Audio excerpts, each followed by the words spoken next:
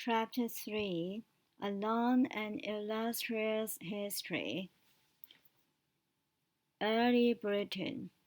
The first people to live in Britain were hunter-gatherers in what we call the Stone Age. For much of the Stone Age, Britain was connected to the continent by a land bridge. People came and went following the herds of deer and horses which they hunted. Britain only became permanently separated from the continent by the Channel about 10,000 years ago. The first farmers arrived in Britain about 6,000 years ago. The ancestors of these first farmers probably came from Southeast Europe. These people built houses, tombs, and monuments on the land. One of these monuments, Stonehenge, still stands in what is now the English country of Wiltshire. Stonehenge was probably a special gathering place for seasonal ceremonies. Other Stone Age sites have also survived. Skara Brith on Arkley, off the north coast of Scotland, is the best preserved prehistoric village in northern Europe and has helped archaeologists to understand more about how people lived near the end of the Stone Age. The World Heritage Site of Stonehenge. Around 4,000 years ago, people learned to make bones. We call this period the Bronze Age. People lived in round houses and buried their dead in tombs called round barrows. The people of the Bronze Age were accomplished metal workers who make many beautiful objects in bronze and gold, including tools, ornaments, and weapons. The Bronze Age was followed by the Iron Age, and when people learned how to make weapons and tools out of iron, people still lived in round houses, grouped together into larger settlements, and sometimes they found sites called hill forts. A very impressive hill fort can still be seen today at Maiden Castle in the English county of Dorset. Most people were farmers, craft workers, or warriors. The language they spoke was part of the Celtic language family.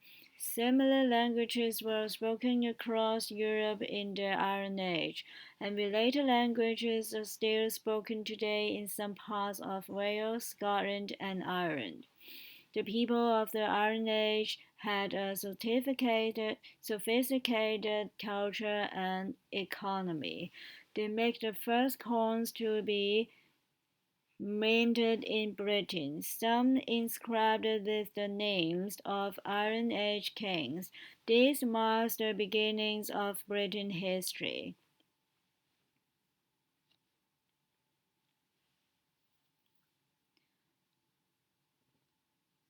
Julius Caesar led a Roman invasion of Britain in 55 BC.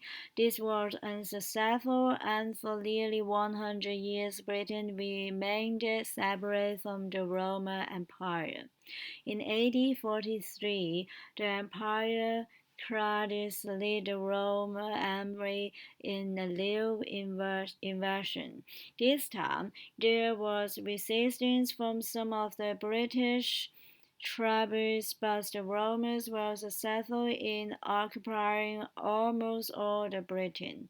One of the tribal leaders who fought against the Romans was Boudica, the queen of the Islay in what is now eastern England. She is still remembered today, and there is a statue of her on Westminster Bridge in London, near the House of Parliament.